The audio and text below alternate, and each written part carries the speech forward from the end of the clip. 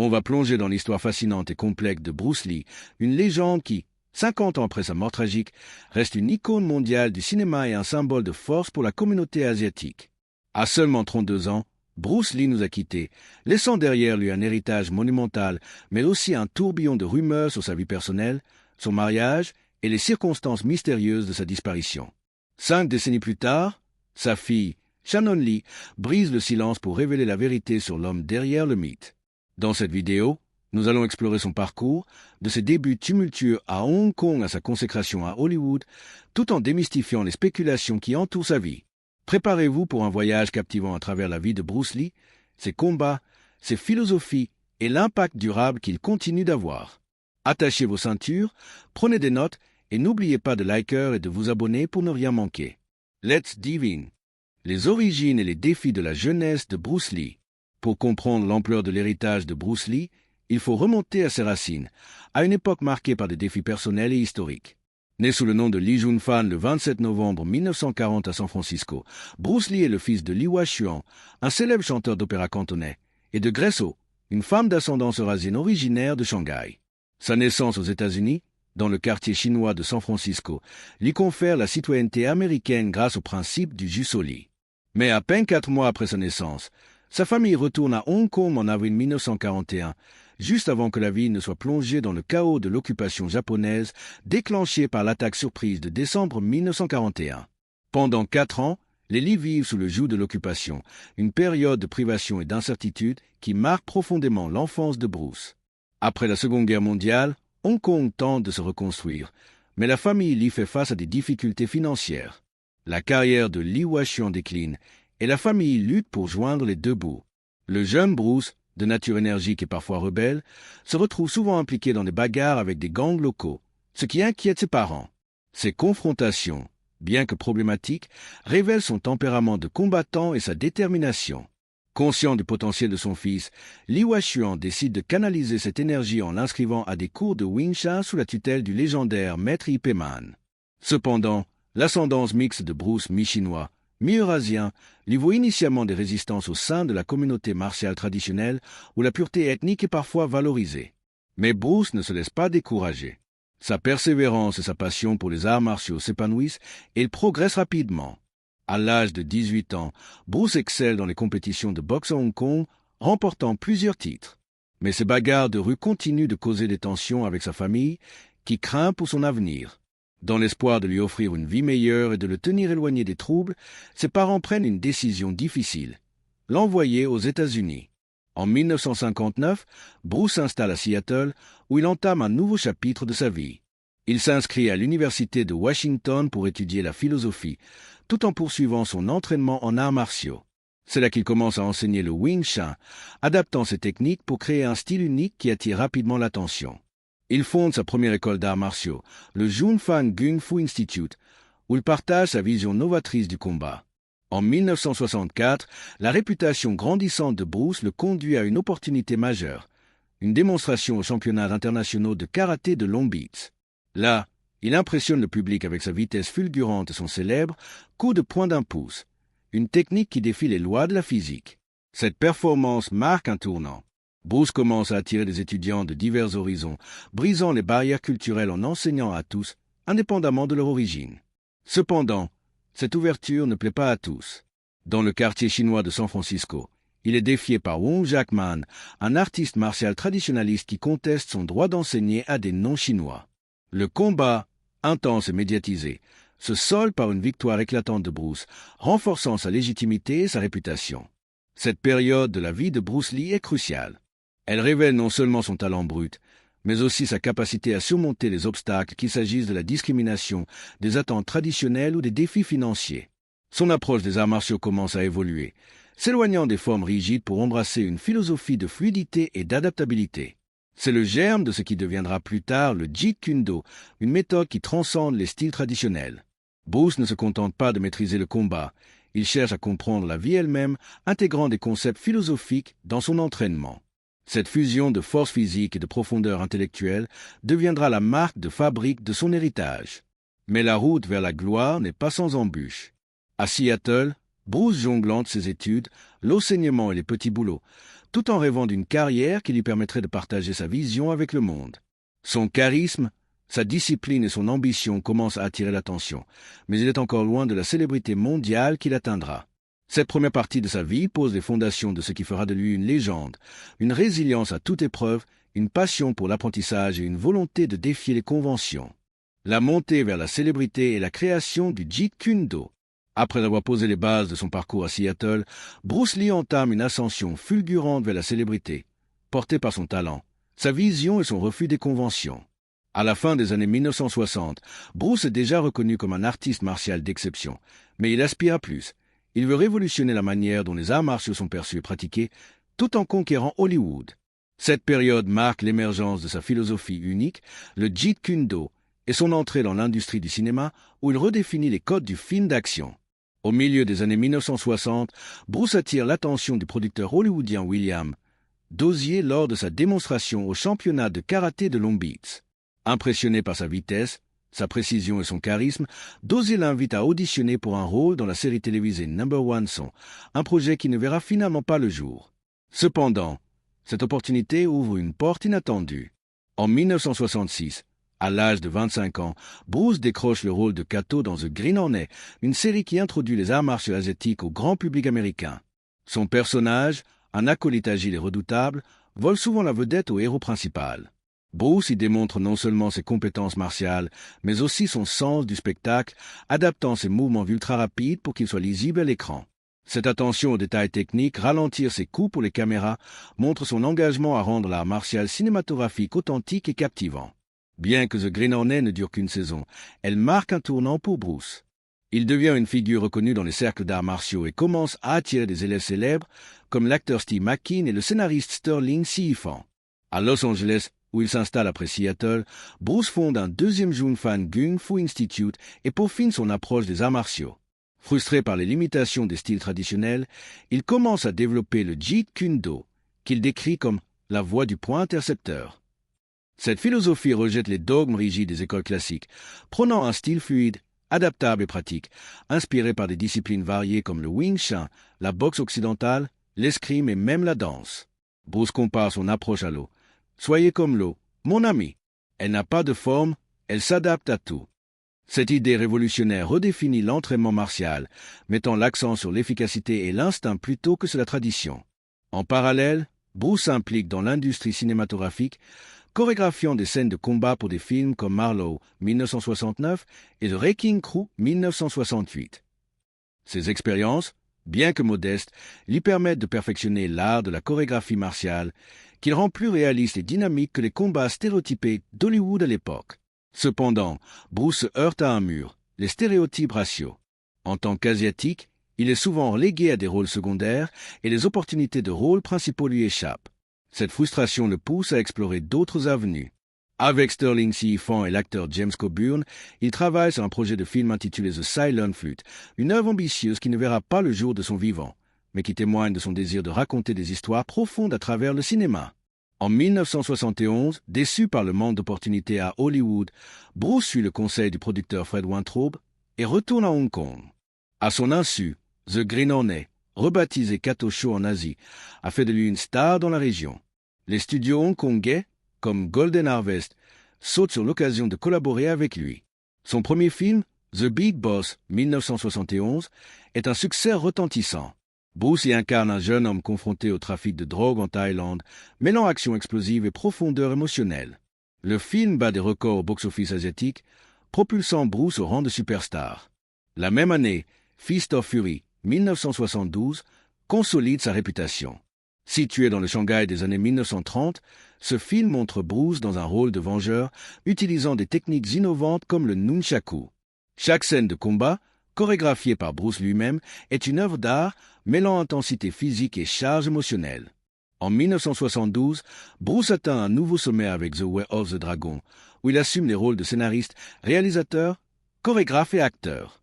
Le film, qui inclut l'iconique combat contre Chuck Norris au Colisée de Rome, devient un phénomène mondial, rapportant des millions. Ce succès par la voix a hanté The Dragon, 1973, une coproduction entre Golden Harvest et Warner Brothers, marquant la première incursion d'un grand studio hollywoodien dans le cinéma de Kung Fu. Ce film, où Bruce joue un moine Shaolin dans un tournoi mortel, devient un triomphe planétaire, rapportant plus de 90 millions de dollars. Malheureusement, Bruce ne vivra pas assez longtemps pour voir sa sortie. Cette période illustre la détermination de Bruce à transcender les barrières culturelles et cinématographiques.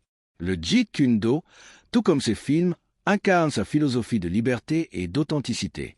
Il ne se contente pas de divertir. Il inspire, défiant les normes et ouvrant la voie à une nouvelle génération d'artistes martiaux et de cinéastes. Les rumeurs et controverses autour de la mort de Bruce Lee. La mort prématurée de Bruce Lee à l'âge de 32 ans, le 20 juillet 1973, a choqué le monde entier. Au sommet de sa gloire, alors qu'il venait de révolutionner le cinéma d'action avec des films commentés The Dragon, sa disparition soudaine a laissé un vide immense et déclenché une vague de spéculation qui perdure encore aujourd'hui. Dans cette partie, nous allons explorer les circonstances de sa mort, les rumeurs qui ont suivi et les efforts de sa famille, en particulier de sa fille Shannon Lee, pour rétablir la vérité sur cet événement tragique. Préparez-vous à plonger dans un mystère qui a fasciné des générations de fans et alimenté d'innombrables théories du complot. Officiellement, la cause du décès de Bruce Lee est un édème cérébral, un gonflement du cerveau attribué à une réaction allergique à un médicament analgésique qu'il aurait pris pour soulager un mal de tête. Ce jour-là, Bruce se trouvait à Hong Kong, chez l'actrice Betty Ting Pei, avec qui il discutait d'un projet cinématographique. Après s'être plaint d'un mal de tête, il prend un comprimé d'équagésique, un médicament contenant de l'aspirine et un relaxant musculaire. Peu après, il s'effondre. Malgré une intervention rapide pour le transporter à l'hôpital, il ne peut être réanimé. Cette explication, bien que validée par l'autopsie, semble trop simple pour beaucoup, surtout pour une figure aussi légendaire que Bruce Lee, en pleine santé et au sommet de sa carrière. Presque immédiatement, les spéculations commencent à circuler. Les tabloïds, avides de sensationnalisme, publient des titres accrocheurs suggérant des causes scandaleuses, overdose de drogue, liaison extraconjugale ou même assassinat. L'une des rumeurs les plus persistantes concerne une supposée relation entre Bruce Lee et Betty Ting Pei. Certains médias affirment que Bruce était impliqué dans une liaison passionnée, et sa présence chez elle ce jour-là alimente les ragots. D'autres vont plus loin, accusant Betty Ting Pei d'être impliquée dans sa mort, certains allant jusqu'à suggérer qu'elle aurait été une tueuse à gages engagée par les triades chinoises pour éliminer Bruce, soit pour des dettes impayées, soit pour des rivalités dans l'industrie cinématographique. Ces théories, bien que dépourvues de preuves, capturent l'imagination du public et ternissent l'image de Bruce. Une autre rumeur pointe du doigt Raymond Shaw, le producteur de Golden Harvest et partenaire commercial de Bruce. Certains spéculent que Shaw, voyant l'énorme potentiel financier des films de Bruce, aurait orchestré sa mort pour prendre le contrôle total de leur société de production, Concord Productions ONC, et maximiser les profits posthumes.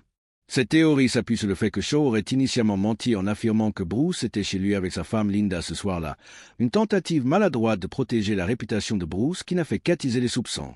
Lorsque la vérité sur la présence de Bruce chez Betty Ting Pei est révélée, les spéculations s'intensifient et Shaw devient une cible facile pour les théoriciens du complot. Parmi les hypothèses les plus extravagantes figure celle d'une malédiction familiale. Les partisans de cette idée notent que la famille Lee a connu plusieurs tragédies. Les grands-parents de Bruce ont perdu un fils avant sa naissance, et plus tard, le propre fils de Bruce, Brandon Lee, mourra dans un accident tragique en 1994. Cette théorie, bien qu'attrayante pour les amateurs de récits surnaturels, ignore des explications plus rationnelles, comme le hasard ou les circonstances spécifiques de chaque événement. Par exemple, la mort de Brandon, que nous explorerons plus tard, résulte d'un accident sur le tournage de The Crow et non d'une malédiction. Face à ces rumeurs, la femme de Bruce, Linda Lee Cadwell, prend la parole pour défendre la mémoire de son mari. Dans une lettre émouvante publiée peu après sa mort, elle rejette les allégations sensationnalistes, insistant sur le fait qu'elle connaissait le vrai Bruce, un homme dévoué à sa famille, passionné par son art et loin des caricatures dépeintes par les médias. Linda affirme que la mort de Bruce est une tragédie médicale, non un scandale. Elle souligne son amour pour lui et leur lien profond, malgré les défis de la célébrité. Cependant, les spéculations persistent, alimentées par le mystère entourant la santé de Bruce. 2 mois avant sa mort, il avait déjà souffert d'un collapsus, attribué à une déshydratation et à un surmenage. Cet incident, combiné à son régime alimentaire strict et son entraînement intensif, soulève des questions sur une possible fragilité physique, bien que Bruce soit perçu comme l'incarnation de la force. Shannon Lee, qui n'avait que 4 ans au moment de la mort de son père, a grandi dans l'ombre de ces controverses. En tant qu'héritière de son legacy, elle s'est donnée pour mission de démystifier ces rumeurs. Dans des interviews récentes, elle insiste sur la simplicité de la vérité. Son père est mort d'une complication médicale imprévisible et non d'un complot ou d'un scandale. Shannon déplore l'impact de ces spéculations sur sa famille, décrivant la douleur de voir l'héritage de son père réduire des histoires sensationnalistes. Elle rejette catégoriquement les allégations de consommation de drogue, affirmant que Bruce était un homme discipliné, axé sur la santé et la performance physique. Pour elle, ces rumeurs sont non seulement fausses, mais elles détournent l'attention des véritables contributions de son père au cinéma et aux arts martiaux. Cette partie de la vie de Bruce Lee montre à quel point la célébrité peut être à double tranchant. D'un côté, elle a permis à Bruce de devenir une icône mondiale. De l'autre, elle a exposé sa vie privée à un examen impitoyable. Les efforts de Shannon pour rétablir la vérité rappellent que derrière la légende se trouve un homme imparfait, mais profondément humain. En démystifiant ces rumeurs, elle cherche à recentrer l'attention sur ce qui compte vraiment, l'impact durable de Bruce Lee sur le monde.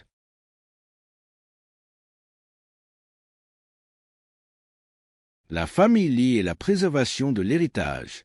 L'héritage de Bruce Lee ne se limite pas à ses films ou à ses innovations martiales. Il vit également à travers sa famille, qui s'est battue pour préserver sa mémoire et transmettre ses enseignements. Dans cette partie, nous allons explorer le rôle de Linda Lee Cadwell, de Brandon Lee et de Shannon Lee dans la perpétuation de l'héritage de Bruce, ainsi que les tragédies et les triomphes qui ont marqué leur parcours. Nous verrons comment la famille Lee a transformé la douleur en action, en faisant de Bruce une source d'inspiration pour les générations futures. Linda Lee Cadwell, la veuve de Bruce, a joué un rôle central dans la préservation de son héritage. Après la mort de Bruce en 1973, Linda se retrouve confrontée à un double défi, élever seule leurs 2 enfants, Brandon et Shannon, tout en protégeant l'image de son mari contre les rumeurs.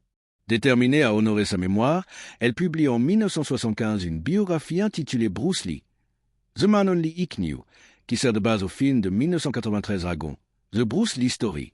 Ce livre offre un portrait intime de Bruce, révélant non seulement son talent martial, mais aussi sa sensibilité, sa curiosité intellectuelle et son dévouement à sa famille. Linda y partage des anecdotes personnelles, comme les soirées où Bruce discutait de philosophie avec ses élèves ou les moments où il jouait avec ses enfants, montrant un côté humain souvent éclipsé par sa légende. Cependant, la vie de Linda n'a pas été exempte de défis. Le mariage de Bruce et Linda, un couple interracial, a dû surmonter des obstacles juridiques et sociaux dans les années 1960, époque où de telles unions étaient encore mal vues dans certains États américains. Malgré ces pressions, leur amour reste solide, même si la célébrité de Bruce entraîne des tensions. Les rumeurs d'infidélité, notamment avec des actrices comme Betty Ting-Pei ou Sharon Farrell, blessent Linda, mais elle choisit de se concentrer sur l'amour qu'ils partageaient. Après la mort de Bruce, elle consacre sa vie à gérer son patrimoine, travaillant avec des studios pour préserver ses films et s'assurer que son message philosophique centré sur l'auto-amélioration et la liberté continue de résonner. La tragédie frappe à nouveau la famille Lee en 1994, avec la mort de Brandon Lee, le fils aîné de Bruce et Linda. À 28 ans, Brandon suit les traces de son père, poursuivant une carrière d'acteur et d'artiste martial. Après des rôles dans des films comme Legacy of Rage, 1986, Showdown in Little Tokyo, 1991 et Rapid Fire, 1992, il décroche le rôle principal dans The Crow, 1994, un film qui promet de le propulser au rang de star. Mais lors du tournage, un accident tragique survient. Une arme à feu, censée être chargée à blanc, contient une balle réelle et Brandon est mortellement blessé. Cette perte dévaste Linda et Shannon, ajoutant une nouvelle couche de douleur à une famille déjà marquée par le deuil. La mort de Brandon alimente les théories de la malédiction d'Eli. Mais Linda et Shannon rejettent ces spéculations, préférant honorer la mémoire de Brandon par son talent et sa passion. Shannon Lee, la fille de Bruce, devient une figure clé dans la préservation de l'héritage familial. À seulement 4 ans lors de la mort de son père, Shannon grandit avec le poids de son nom, mais aussi avec une détermination à le faire vivre. Elle étudie le Jeet Kune Do sous la tutelle des anciens élèves de Bruce, cherchant à se connecter à lui à travers son article. Bien qu'elle ait joué dans quelques films, comme Dragon, The Bruce Lee Story, 1993, Shannon choisit de ne pas poursuivre une carrière d'actrice à grande échelle. À la place, elle se consacre à la Bruce Lee Foundation, une organisation à but non lucratif qu'elle a fondée pour promouvoir les enseignements de son père. La fondation organise des camps d'été où les jeunes apprennent les arts martiaux et la philosophie de Bruce, mettant l'accent sur la discipline, la confiance en soi et la compassion. Shannon joue également un rôle actif dans la production de contenu inspiré de son père. En découvrant un scénario inédit de Bruce intitulé Warrior, une histoire située dans le quartier chinois de San Francisco. Elle collabore avec le producteur Justin Lin pour en faire une série télévisée à succès, diffusée sur la plateforme Max. Cette série, qui mêle action et drame, incarne l'esprit visionnaire de Bruce, prouvant que ses idées restent pertinentes des décennies plus tard. Shannon s'engage aussi dans des causes sociales, notamment la sécurité sur les plateaux de cinéma, inspirée par la tragédie de son frère Brandon. Elle milite pour des réglementations plus strictes sur l'utilisation des armes à feu dans l'industrie, transformant sa douleur en un plaidoyer pour le changement. Aujourd'hui, Shannon, mariée à Ian Kiesler et mère d'une fille, Oren, continue de gérer le patrimoine de Bruce avec soin. Elle supervise des projets comme le compte Snapchat officiel de Bruce Lee, tenu par Oren, et s'assure que les nouvelles générations découvrent l'homme derrière la légende. Linda, quant à elle, bien que moins active publiquement, reste engagée dans la mission de préserver la mémoire de Bruce. Ensemble, la famille Lee a transformé un héritage marqué par la tragédie en une source d'inspiration mondiale, prouvant que l'esprit de Bruce Lee transcende le temps. L'impact culturel et philosophique de Bruce Lee. Bruce Lee n'est pas seulement une star du cinéma ou un maître des arts martiaux. Il est une figure culturelle qui a redéfini la perception des Asiatiques dans les médias et influencé des générations à travers sa philosophie. Dans cette partie, nous allons explorer comment Bruce Lee a brisé les stéréotypes, introduit le cinéma martial asiatique à un public mondial et laissé une empreinte philosophique qui continue d'inspirer des millions de personnes, des artistes martiaux aux cinéastes en passant par les amateurs de développement personnel. Dans les années 1960 et 1970, les Asiatiques étaient souvent relégués à des rôles stéréotypés dans le cinéma occidental, domestiques, méchants caricaturaux ou figures secondaires dépourvues de profondeur. Bruce Lee change la donne. Avec des films comme The Big Boss, Fist of Fury, The Way of the Dragon et Enter the Dragon, il introduit un nouveau type de héros, un homme asiatique puissant, charismatique et complexe, capable de rivaliser avec les stars hollywoodiennes. Ses performances, mêlant prouesse physique et intensité émotionnelle, captivent le public mondial. Enter the Dragon, en particulier, devient un phénomène culturel déclenchant une Kung Fu Mania qui popularise les arts martiaux dans le monde entier. Les salles de cinéma se remplissent et les dojos d'arts martiaux voient une explosion d'inscriptions, des États-Unis à l'Europe en passant par l'Afrique. L'impact de Bruce va au-delà du cinéma. En tant que pionnier, il ouvre la voie à d'autres stars asiatiques, comme Jackie Chan et Jet Li, qui bénéficieront de son travail pour établir leur propre carrière à Hollywood. Sa chorégraphie innovante, qui combine la précision du Wing Chun, l'élégance de la boxe et l'intensité dramatique, devient une référence pour les films d'action modernes. Des réalisateurs comme Quentin Tarantino, John Woo et les Wachowski, pour The Matrix, s'inspirent directement de ces techniques. Par exemple, la célèbre scène de combat au Colisée dans The Way of the Dragon, où Bruce affronte Chuck Norris, reste une référence pour son mélange d'athlétisme, de suspense et de mise en scène. Mais ce qui distingue vraiment Bruce Lee, c'est sa philosophie. À travers le Jeet Kune Do, il prône une approche de la vie basée sur la fluidité, l'adaptabilité et l'authenticité. Ne te fixe pas dans une forme, adapte-toi et construis la tienne, et laisse-la grandir, comme l'eau, disait-il. Cette idée, tirée de ses lectures de philosophes comme Lao Tzu et Alan Watts, transcende les arts martiaux pour devenir un guide de vie. Bruce encourage ses élèves et ses fans à se libérer des conventions, à explorer leur potentiel et à embrasser le changement. Ses écrits, publiés dans des livres comme The Tao of Jeet Kune Do, continuent d'inspirer les personnes en quête de croissance personnelle, qu'elles soient artistes martiaux ou non. Bruce Lee influence également le domaine de la condition physique. À une époque où l'entraînement en force est souvent réservé aux bodybuildés, Bruce introduit des méthodes novatrices, combinant musculation, cardio et flexibilité pour optimiser les performances martiales. Il expérimente avec des régimes alimentaires, des exercices isométriques et des techniques de système, méditation. Ces routines d'entraînement, qui incluaient des exercices comme la méditation en mouvement, ont inspiré de nombreux athlètes modernes. Bruce Lee est également connu pour ses citations philosophiques, comme « Ne priez pas pour une vie facile, priez pour avoir la force de supporter une vie difficile ». Cette approche holistique de la force physique et mentale continue d'influencer les arts martiaux et les philosophies de vie à travers le monde. Les révélations de Shannon Lee. 50 ans après la mort de Bruce Lee, sa fille Shannon Lee s'est imposée comme la gardienne de son héritage, déterminée à révéler la véritable personnalité de son père et à contrer les rumeurs qui ont terni son image. Dans cette partie, nous allons explorer les récentes déclarations de Shannon, ses efforts pour préserver l'héritage de Bruce et les révélations surprenantes qu'elle a partagées sur l'homme derrière la légende. Shannon ne se contente pas de défendre la mémoire de son père, elle cherche à montrer au monde la profondeur de sa philosophie et son impact intemporel. Shannon Lee, qui avait 4 ans lorsque son père est décédé, a grandi avec une connexion émotionnelle profonde à son héritage. En tant que présidente de la Bruce Lee Foundation, elle travaille sans relâche pour promouvoir les enseignements de son père, qu'il s'agisse de sa philosophie martiale ou de ses idées sur l'auto-amélioration. Lors d'interviews récentes, Shannon a partagé des perspectives inédites sur la mentalité de Bruce. Contrairement à l'image de l'artiste martial invincible, elle décrit un homme introspectif, passionné par l'apprentissage et l'amélioration continue. Bruce, dit-elle, considérait la discipline mentale aussi importante que la force physique.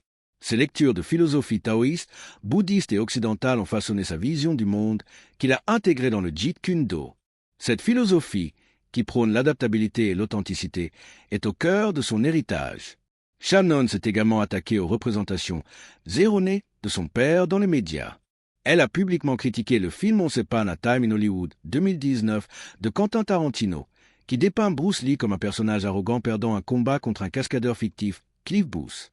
Shannon a qualifié cette représentation de caricature irrespectueuse, soulignant que son père était un artiste martial accompli avec un palmarès impressionnant. Elle a dénoncé les stéréotypes racistes qui minimisent les compétences des artistes martiaux asiatiques, rappelant que Bruce a brisé ses barrières en imposant son style unique à Hollywood. Shannon a également critiqué Tarantino pour ne pas avoir consulté la famille Lee avant de créer cette scène, arguant qu'une telle démarche aurait permis une représentation plus fidèle.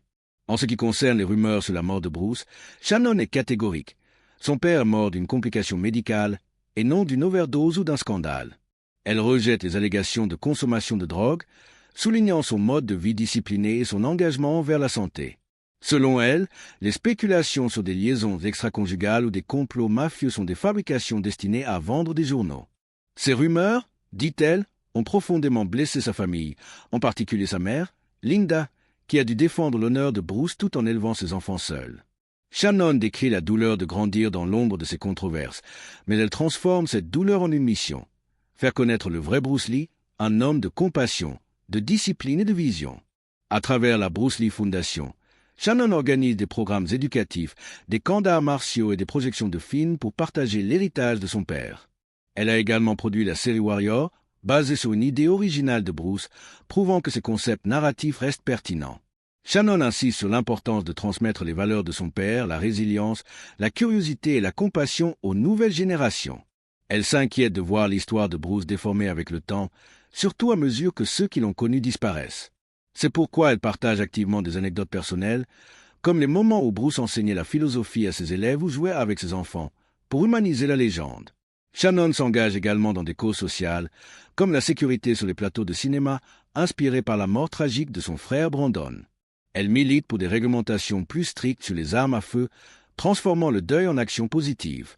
En tant que mère et épouse, Shannon mène une vie équilibrée, mais son dévouement à l'héritage de son père reste inébranlable.